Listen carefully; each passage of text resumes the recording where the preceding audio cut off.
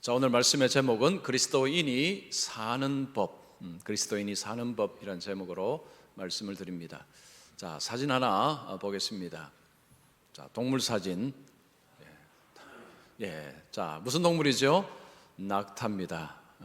자, 이 낙타는요, 등에 혹도 있고 해서 이 볼품이 좀 별로 좀 없는 그런 동물입니다. 그런데 이 낙타는 알고 보면 굉장한 동물입니다. 이 낙타는요, 낙타의 사는 법을 아마 여러분 잘 모르실 겁니다. 이 낙타는 사막에서 주로 생활하지 않습니까? 자, 낙타는 3일 동안 물을 마시지 않아도 사막을 걸어갈 수 있습니다. 그리고 며칠 동안 먹지 않아도요, 생존할 수 있습니다. 그 등에 혹이 어떤 이 낙타는 하나가 있고 어떤 낙타는 2개가 있습니다. 이 혹이 지방 덩어리라고 합니다. 그 지방 덩어리 덕분에 며칠을 먹지 않아도 사막에서 생존을 할 수가 있습니다. 이 낙타는요, 발가락이 2개라고 합니다. 2개. 자, 2개라서 이 사막을 걷는 데는 안성맞춤이라고 합니다. 아주 사막을 잘 걸어갈 수 있는 동물이라고 합니다. 그리고 그 뜨거운 태양빛에서 이 낙타의 그 피부는요, 시원함을 유지할 수 있다고 합니다. 그 털이, 낙타 털이 아주 독특해서 그 안에서도 피부는 시원함을 느끼고 사막을 걸어갈 수 있다고 합니다. 이 낙타가 짐을 얼마나 등에 실을 수 있느냐 하면 500kg을 실어서 운반할 수 있다고 합니다. 2분의 1톤이죠. 엄청난 양의 무게를 견딜 수 있는 힘 있는 동물이 이 낙타입니다. 그리고 낙타는 그 젖을 음료로 제공을 한다고 합니다. 그 사막의 뜨거운 그 가운데서 이 낙타의 젖이 이 사람에게 음료가 된다는 거죠. 그리고 낙타의 고기는, 죽고 나서 고기는 사람들이 먹고, 그리고 그 털은 식물로 사용이 된다고 합니다. 자, 이 낙타는요, 가만히 보면 다른 동물하고 좀 많이 다릅니다. 그런데 낙타는 굉장히 유익을 많이 세상에 줍니다. 이 낙타가 참 유익을 많이 주다 보니까 사람들이 이 낙타를 통해서 더 많은 유익을 얻고자 연구를 좀 많이 한 것 같습니다.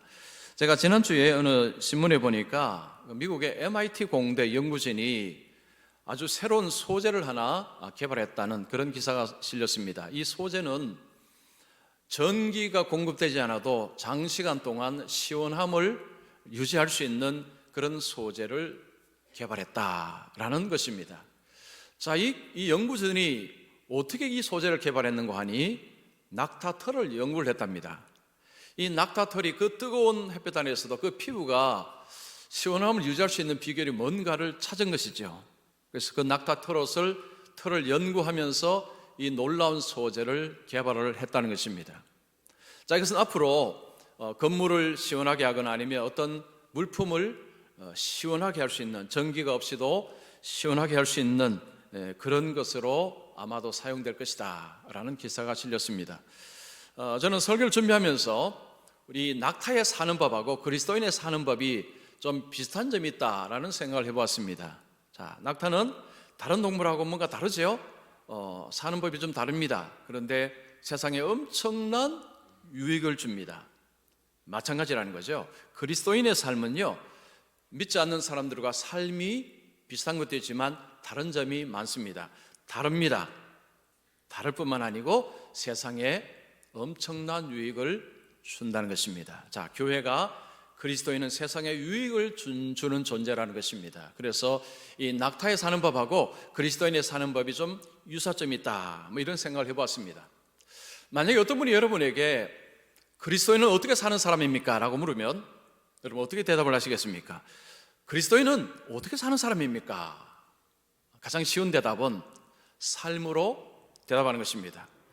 자, 우리가 그리스도인이기 때문에 나는 이렇게 살아갑니다 라고 말하면 자연스럽게 그리스도인의 삶을 알려줄 수가 있습니다. 자, 그런데 만약에 여러분 우리가 삶을 이해하지 못한다면 왜 그럴까요? 2가지 이유 때문입니다. 하나는 그리스도인이 어떻게 사는지를 모르기 때문일 수도 있고, 하나는 아는데 그렇게 살지 않기 때문에 이야기를 해주지 못할 수 있는 것입니다. 아는데 못하는 것은 개인 책임입니다. 그건 하나님 앞에서 개인이 져야 될 책임을 져야 되고요. 몰라서 못한다면 교회 책임이죠. 그리고 저 같은 목사 책임입니다.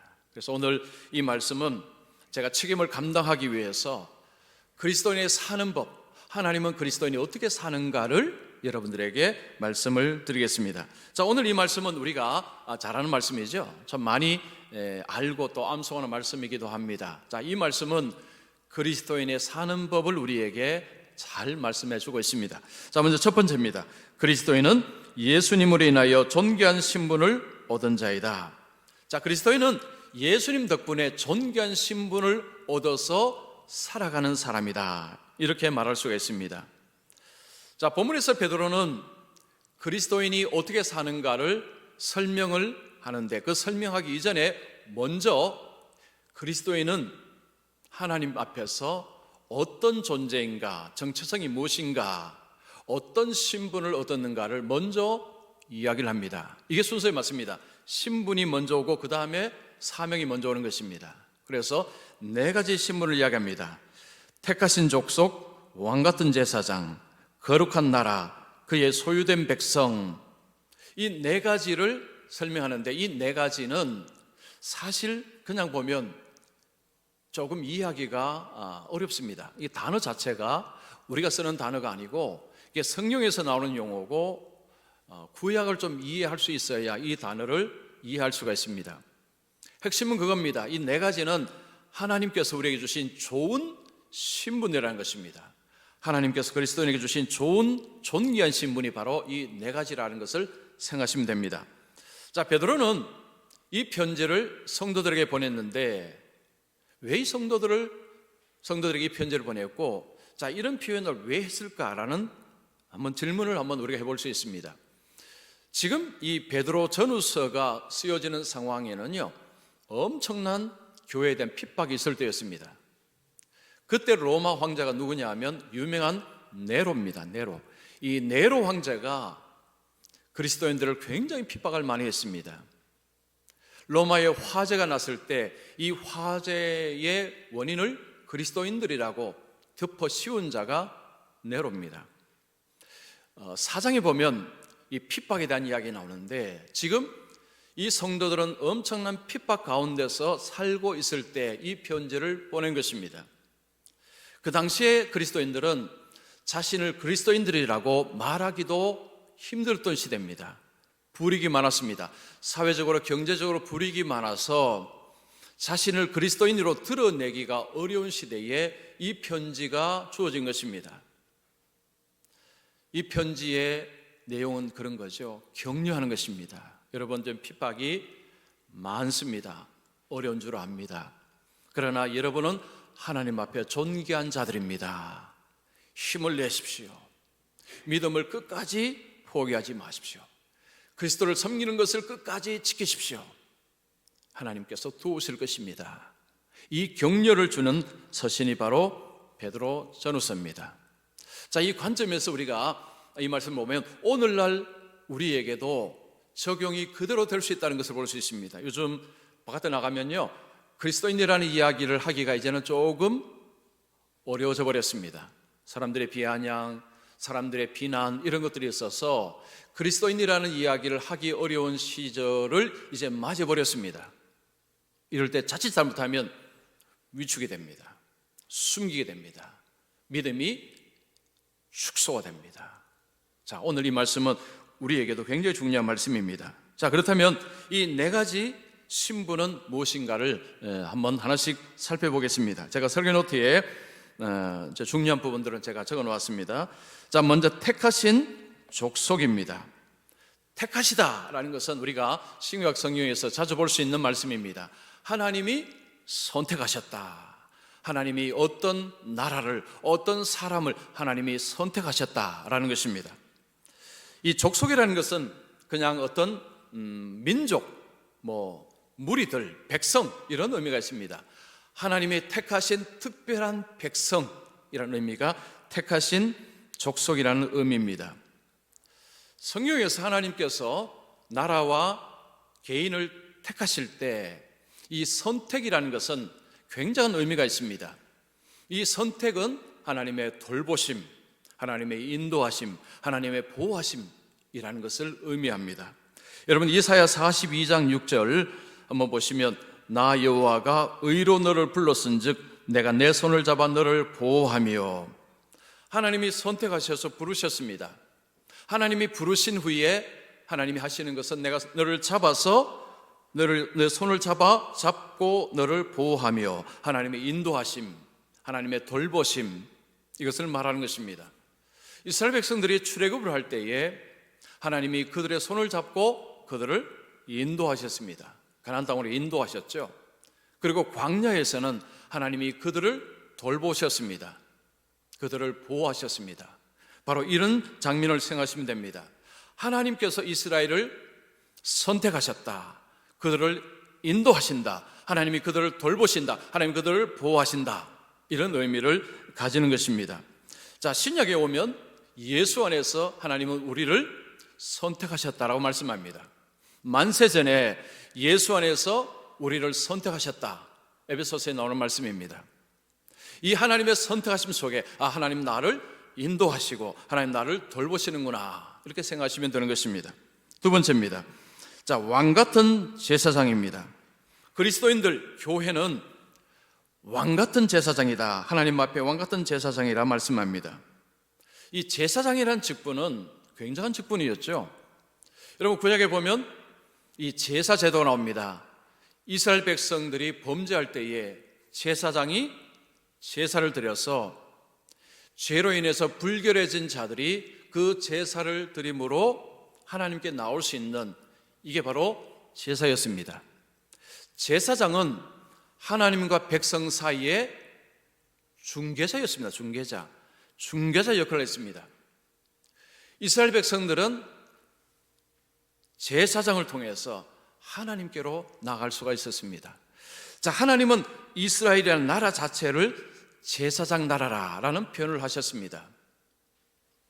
하나님과 이방 나라의 중개자 역할을 하는 나라가 이스라엘이라는 나라라는 것입니다. 자, 하나님께서 이스라엘이라는 나라 자체를 제사장 나라로 삼으셨다는 것은 하나님을 모르는 나라들, 그 나라들에게 하나님을 소개하고 하나님을 전하여서 그들로 하여금 하나님을 알도록 하는 그 일을 하도록 하나님께서 이스라엘을 부르셨다는 것입니다. 자, 신약에 오면 이제 예수 믿는 사람을 제사장이라 부릅니다. 자, 우리는 제사장입니다. 하나님과 세상 사이에 우리를 중개자로 사용하신다는 것입니다. 자, 우리를 통해서 세상 속에 하나님이 어떤 분이시고 하나님의 영광이 무엇이고 하나님이 무슨 일을 하셨는가를 알리는 역할을 맡기셨다는 것입니다. 자, 그런데 신약에는요, 왕같은 제사장이라는 표현을 씁니다. 구약은 그냥 제사장인데 신약에 오면 그리스도인을 왕같은 제사장이라, 이 왕이라는 것이 붙어 있습니다. 왕적인 제사장이라는 것입니다. 이 표현은 세상이 끝날 때에 왕으로, 예수 그리스도가 왕으로 세상을 심판하며 승리를 얻을 것인데 거기에 성도들이 동참을 한다는 것입니다. 그 심판과 그 승리에 그리스도인들이 동참을 한다는 거죠. 이 왕적인 영광을 누리게 된다는 것입니다. 그래서 신약에 오면 구약보다도 훨씬 더 영광스러운 신분이라는 것을 알 수가 있습니다. 자, 세 번째는 거룩한 나라입니다. 오늘날 교회, 자, 성도들은 하나님 앞에 거룩한 나라라, 그렇게 칭함을 받습니다. 자, 나라라는 것은 큰 무리를 말하는 것입니다. 이 거룩하다는 표현 자체는 우리가 잘못 오해하면 뭔가 깨끗하게 사는 것, 도덕적으로 사는 것을 생각하지만 그런 의미가 아닙니다. 자, 거룩한 나라로 부르셨다는 것은요, 구별하셨다는 표현이고 하나님께 바쳐졌다는 것입니다. 즉, 거룩은 구별되었다, 그리고 하나님께 바쳐졌다, 이렇게 생각하시면 맞습니다. 자, 하나님께서 이스라엘이란 나라를 거룩한 나라로 하나님께서 그들을 부르셨을 때 그 나라가 하나님 앞에 바쳐졌다, 하나님 앞에 구별됐다는 것입니다. 신약에 우리도 마찬가지입니다. 하나님이 우리를 교회를 거룩하게 하셨다라는 것은 하나님 앞에서 구별되었다, 하나님 앞에 바쳐졌다는 것입니다. 자, 그리고 우리 구약 성경을 보면 이스라엘 백성들이 가나안으로 가서 정복을 할 때에 여리고성을 정복하는 것을 봅니다. 그때 여호수아는 뭐라고 명령을 했습니까? 여리고성에 있는 그 어떤 것도 취하지 말라고 명령을 했습니다. 다 하나님 앞에 구별된 것이라고 말씀합니다. 하나님 앞에 바쳐진 것이라고 말씀합니다. 그런데 한 사람이 외투와 금과 은을 취했습니다. 숨겨 놓았죠. 그로 인해서 이스라엘은 그 다음 아이성과의 싸움에서 대패를 했습니다.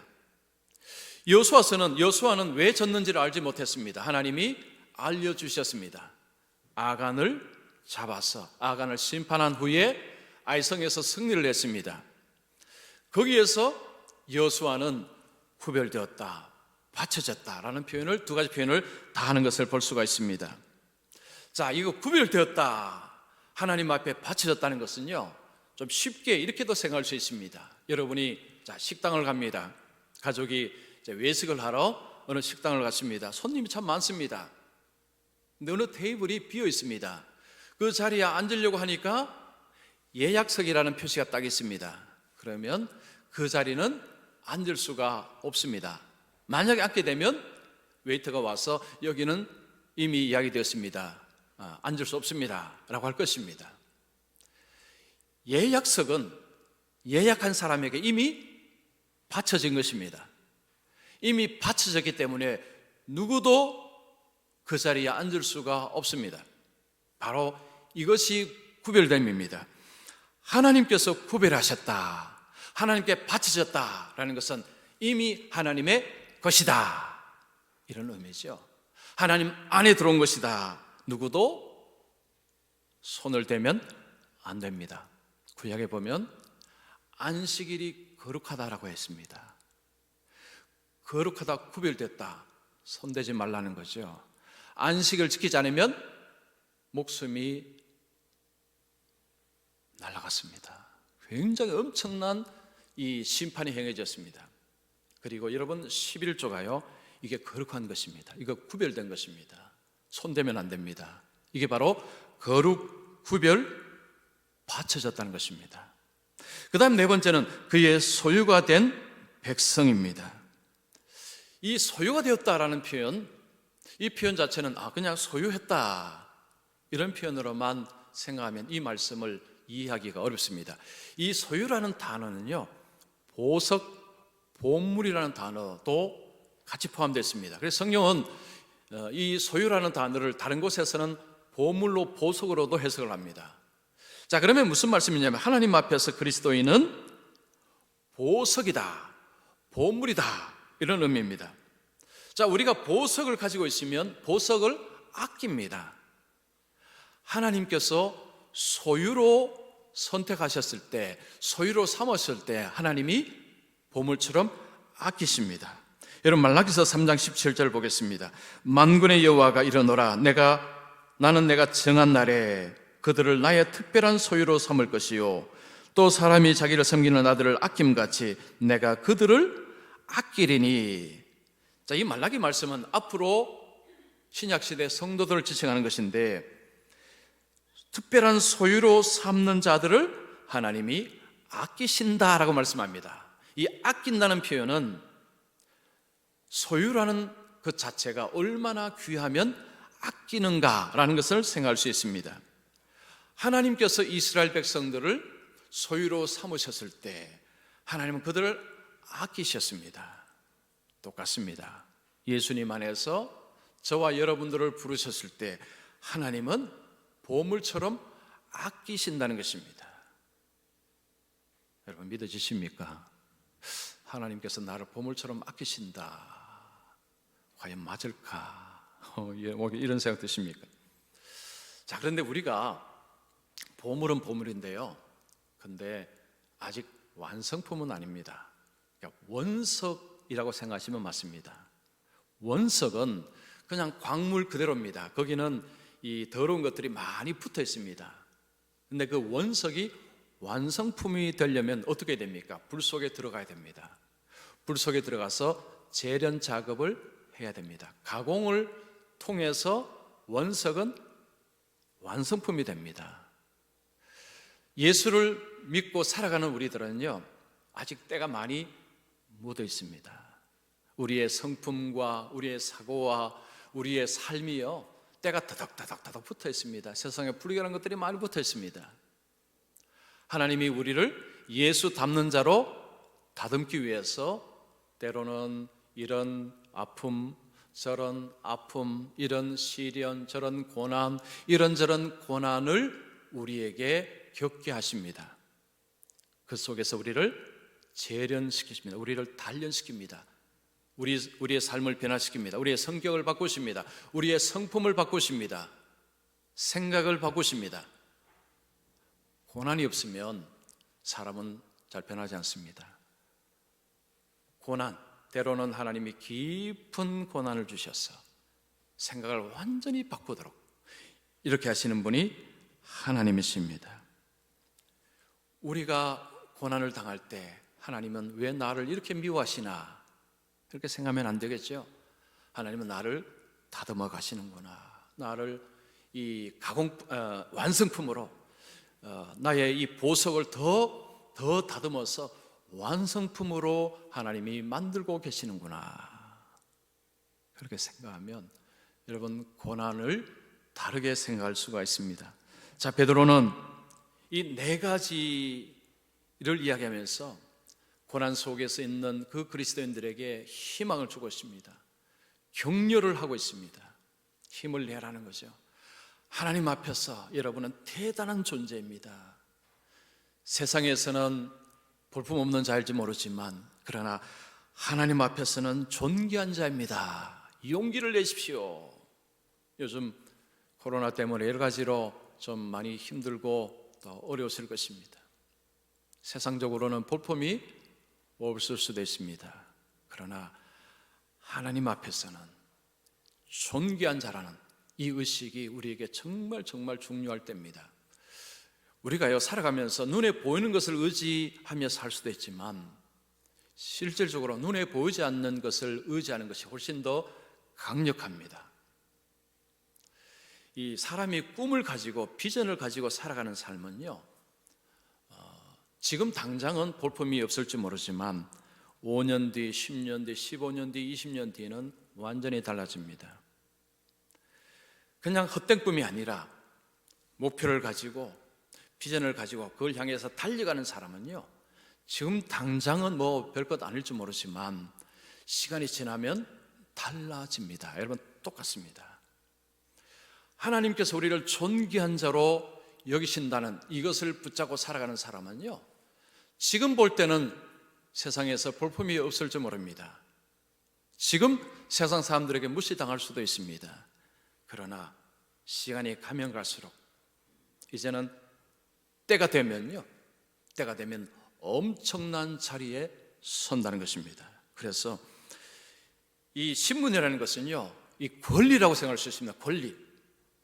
우리가 하나님께 대해서 권리를 이야기할 수도 있고 하나님은 우리에 대해서 권리를 또한 주장하시는 것, 이 두 가지가 이 속에 다 들어가 있는 것입니다. 그래서 이 신분이라는 것은 굉장히 중요합니다. 자, 중국에 가면 이 탈북한 동포들이 많다고 합니다. 북한을 탈출해서 중국에서 이제 한국이나 아니면 제3국으로 가려고 하는 이 동포들이 많습니다. 이 탈북한 동포들이 가장 두려워하는 대상은 공안이라고 합니다. 공안. 중국 공안을 가장 무서워한다고 합니다. 왜 그렇습니까? 자, 공안은 이들을 다시 북한으로 송환시키기 때문에, 탈출한 북한으로 다시 넘어갈 수 있기 때문에 중국 공안을 그렇게 무서워한다는 거죠. 자, 만약에 체포되었을 때 권리 주장을 할 수 있는 대상은 북한입니다. 왜냐하면 북한 주민이기 때문에. 북한 주민에 대해서 권리 주장을 하는 거죠. 그때는 우리 대한민국도 중국도 권리 주장을 할 수 없습니다. 그런데 중국에 있다가 이제 한국으로 만약에 왔다면, 한국에서 여권을 받게 되면 사정이 달라집니다. 한국 여권을 가지고 이제 중국에 가면 중국 공안을 보면 물론 좀 무시무시하긴 하겠지만 권리 주장할 수 있습니다. 나는 대한민국 국민입니다. 그리고 대한민국 대사관에 요청할 수 있습니다. 나를 보호해 주시옵소서. 나를 보호해달라고 요청할 수 있습니다. 권리 주장이 가능한 것입니다.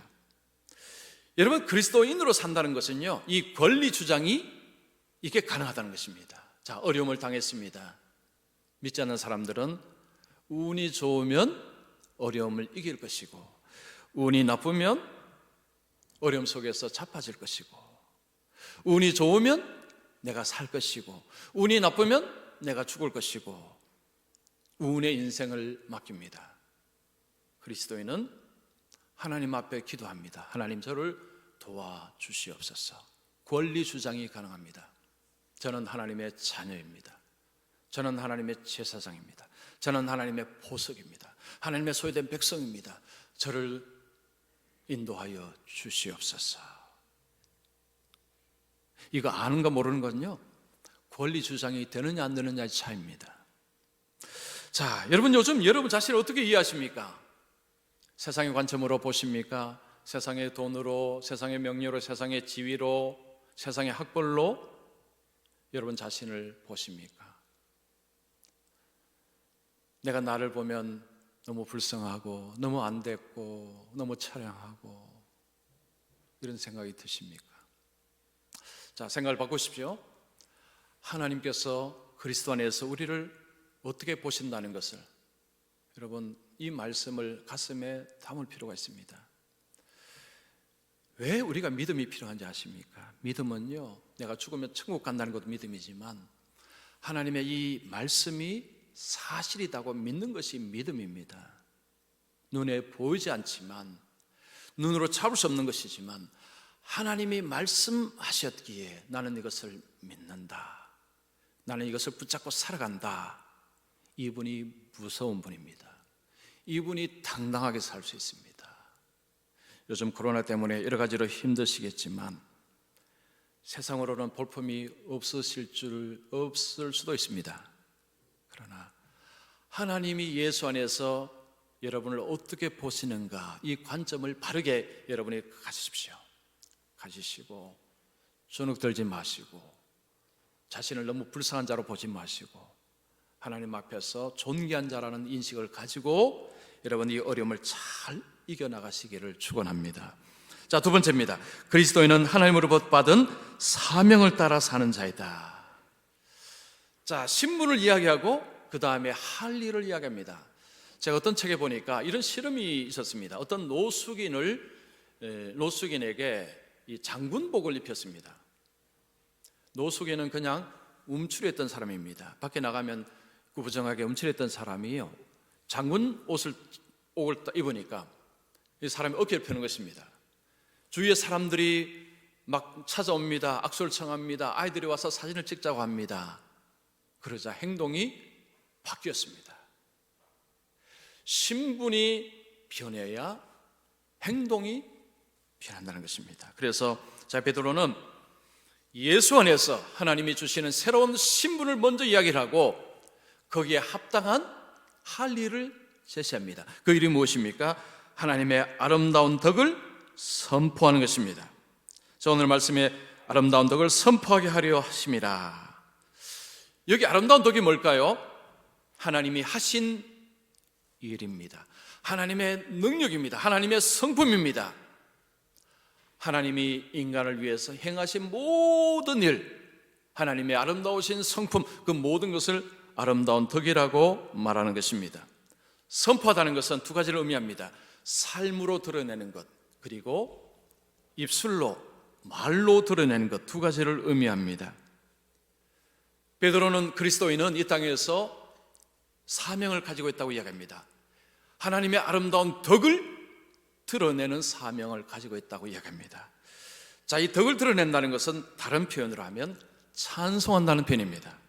여러분, 이사야 43장 21절, 이 백성은 내가 나를 위하여 지었나니 나를 찬송하게 하려 함이니라. 자, 성경학자들은 이 표현하고 오늘 베드로전서 2장 9절 표현이 사실은 같은 의미다라고 설명을 하고 있습니다. 여기서 찬송한다는 것은 하나님을 찬송하는 것입니다. 하나님의 성품을 찬송하는 것입니다. 하나님이 행하신 일들을 찬송하는 것입니다. 그리스도인이 살면서 해야 될 중요한 사명은 하나님의 행하신 일들을 드러내고 사람들로 하여금 알게 하는 것입니다. 자, 그러면 하나님께서 우리를 구원하시기 위해서 하나님은 어떻게 일하셨는가? 베드로는 본문에 이런 표현을 씁니다. 이는 너희를 어두운 데서 불러내어 그의 기이한 빛에 들어가게 하셨다. 우리가 예수를 믿게 된 배경을 이야기합니다. 우리는 어둠에 있었습니다. 어둠에 있었는데 하나님이 이 어둠 속에서 우리를 건져내어서 빛의 세계로 옮기셨다는 것입니다. 어둠에 살던 우리를 빛의 세계로 옮겼다는 것입니다. 자, 이 어둠은 뭘까요?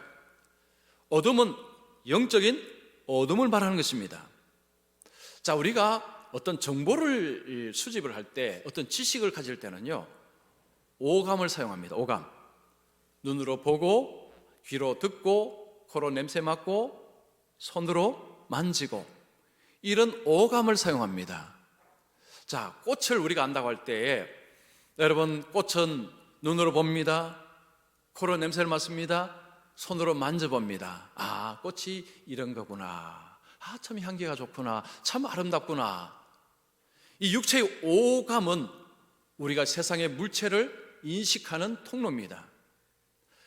그런데 이 오감을 통해서도 알 수 없는 것이 있습니다. 영적인 것입니다. 삼위일체 하나님은 오감으로는 알 수가 없습니다. 천국과 지옥은 이성의 이런 오감을 통해서는 결코 알 수가 없습니다. 여러분, 간혹 예수를 믿지 않는 사람이 이런 말하는 거 들어보셨을 것입니다.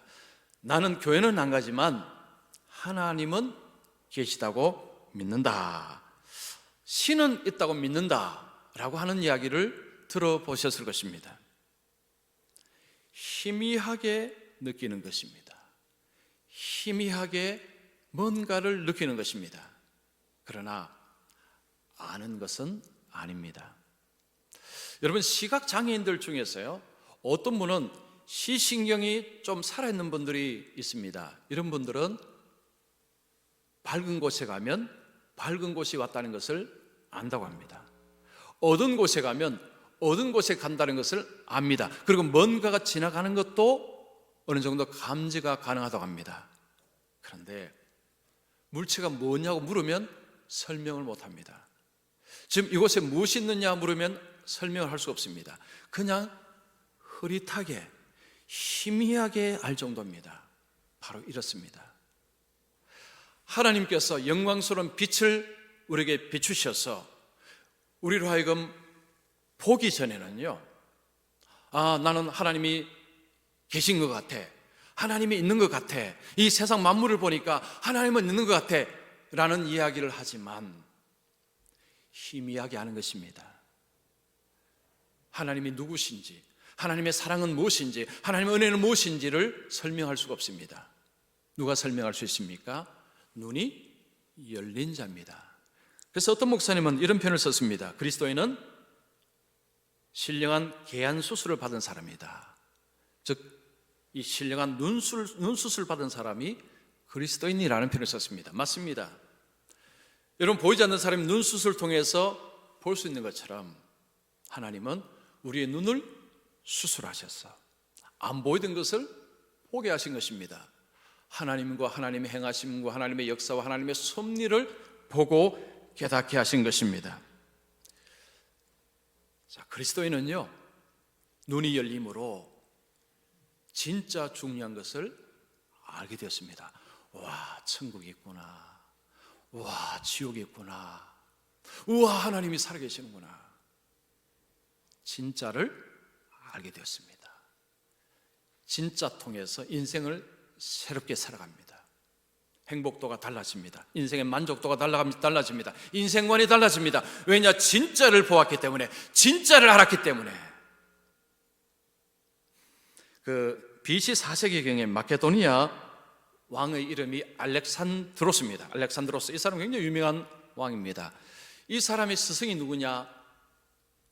아리스토텔레스입니다. 자, 여러분, 아리스토텔레스가 가정교사다. 이게 엄청난 거죠.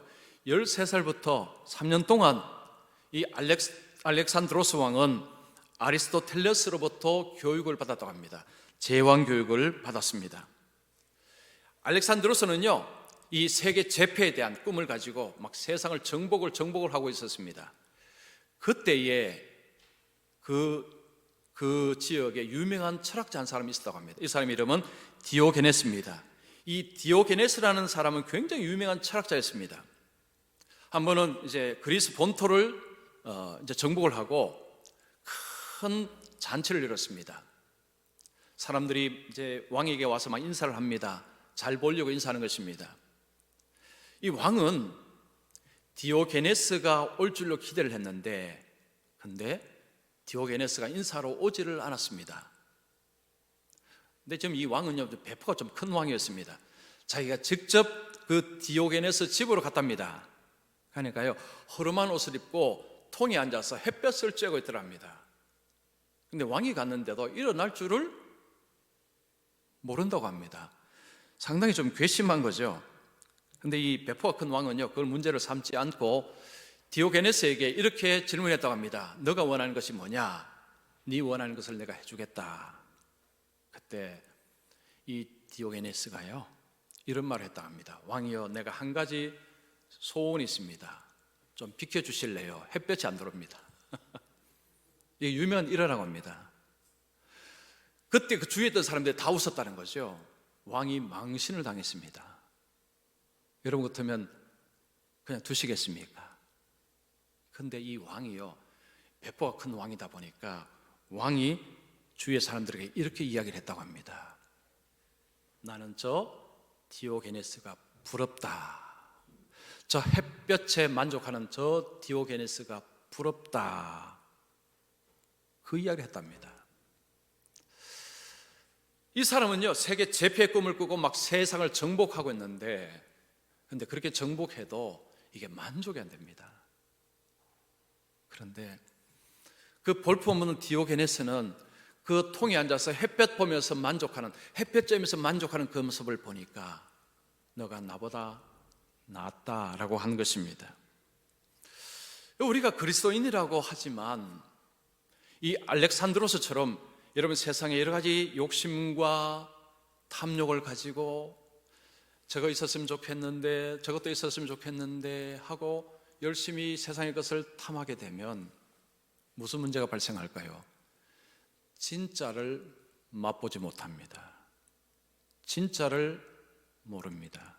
그리고 그 안에서 결코 만족하지 못합니다. 예수님께서 유명한 말씀하셨죠. 요한복음 8장 32절에 진리를 알지니 진리가 너희를 자유롭게 하리라. 여기서 안다는 것은요, 머리로 아는 것이 아닙니다. 삶으로 아는 것입니다. 경험하는 것입니다. 진리는 예수님이 진리고 하나님 말씀이 진리입니다. 예수님을 삶으로 경험해야 예수님을 통한 자유, 해방, 기쁨, 평안 이런 것들을 실제적으로 얻는다는 말씀입니다. 자, 지금 베드로는 그리스도인에게 사명이 있다고 이야기했습니다. 하나님의 아름다운 덕을 선포하라고 이야기하셨습니다. 그런데 이것을 하기 위해서 먼저 전제가 되어야 되는 것은 바로 내가 예수님 안에서 이 맛을 봐야 됩니다. 이 맛을 볼 때요, 우리의 존재의 울림이 있습니다. 여러분, 존재의 울림이라는 것은 그냥 존재 자체로 뿜어나오는 것입니다. 옆에서 볼 때에 당신은 그냥 보기만 봐도 신기해요. 어떻게 그렇게 삽니까? 그 비결이 무엇입니까? 입으로 이야기 안 했습니다. 말하지 않았습니다. 이게 존재의 울림입니다. 우리가 하나님의 아름다운 덕을 입으로 선전하기 이전에 먼저 우리가 이 존재의 울림이 필요합니다. 이 존재의 울림은요, 이 진리를 삶 속에서 경험을 할 때 존재의 울림이 나오는 것입니다. 이 존재의 울림이 없이 예수 믿으십시오, 별로 능력이 없습니다. 그리고 자칫 잘못하면 역공당할 수 있습니다. 그러나 존재의 울림이 있으면요, 상대가 함부로 공격하지 못합니다. 우리 그리스도인은 하나님 앞에서 너무너무 존귀하고 너무너무 귀한 존재라고 말씀합니다. 이 귀한 존재에게 주신 사명이 하나님의 아름다운 성품과 하나님의 일을 전하라는 거죠. 그 일에 우리에게 필요한 것이 뭐냐면 삶 속에서 진짜를 맛보는 것입니다. 세상 사람들은 죽었다 깨어나도 모르는 것, 아무리 생각해도 알 수 없는 것, 아무리 들어도 이해가 안 되는 것. 근데 우리는 그게 너무 좋은 겁니다. 이게 너무 좋은 거예요. 이게 너무 여기서 만족이 오고 평안이 오는 것입니다. 이것을 경험해야 됩니다. 자, 오늘날 우리 그리스도인들, 교회가 좀 여러 가지 좀 비난도 받고 하죠. 우리에게 좀 회복해야 될 것은 입으로 예수님을 전하는 것도 필요합니다. 근데 이전에 존재의 울림입니다. 이 존재의 울림을 우리가 회복하는 것이 지금 필요합니다. 요즘 힘드시죠? 힘들수록 주님과 함께 사셔야 됩니다. 진리와 함께 사셔야 됩니다. 그리고 그 안에서 묵직한 것, 세상에 알 수 없는 것, 그 묵직한 것, 그 진짜, 이것을 여러분이 맛보셔서 여러분 존재 자체로 하나님을 뿜어낼 수 있는, 하나님을 드러낼 수 있는 그런 삶을 살아가시기를 축원합니다.